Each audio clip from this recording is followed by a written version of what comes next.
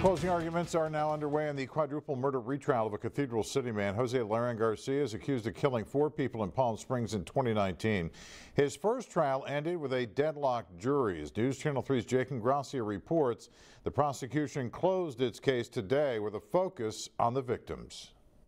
All of their lives were taken by Jose Vladimir Laren Garcia. In a pointed closing argument in the quadruple murder retrial for Jose Laren Garcia, prosecutor and Deputy District Attorney Samantha Paschow made her case that the defendant must be held responsible for taking the lives of 4 people in Palm Springs on February 3rd, 2019, saying he acted with the intent to kill. When you put a loaded firearm up to somebody's head and you pull back that trigger, that is an express intent to kill.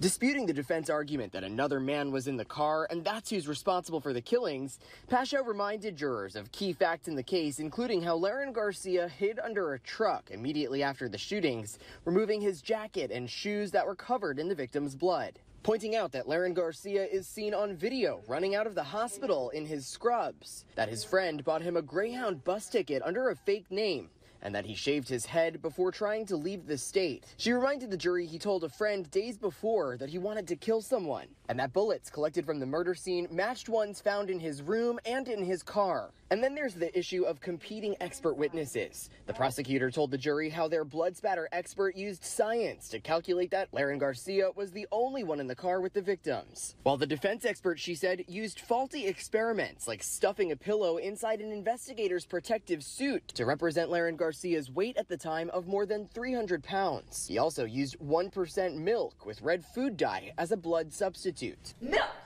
He literally used milk and red dye and had the audacity to come in front of you and say, it's the same viscosity. It's the same thing. Ahead of the defense's closing arguments Thursday, Paschow left the jury with this. I ask you to come back with a verdict of guilty against Jose Vladimir Laren Garcia for stealing every single one of them. A final thought before the jury will decide if Jose Laren Garcia is guilty. Jacob Gracia, News Channel 3, Indio. Riverside County Sheriff's deputies are searching for a man tonight who jumped a fence at a school in Coachella. Palmview Elementary was briefly placed on lockdown. This was the scene at the school on 7th Street near Highway 111.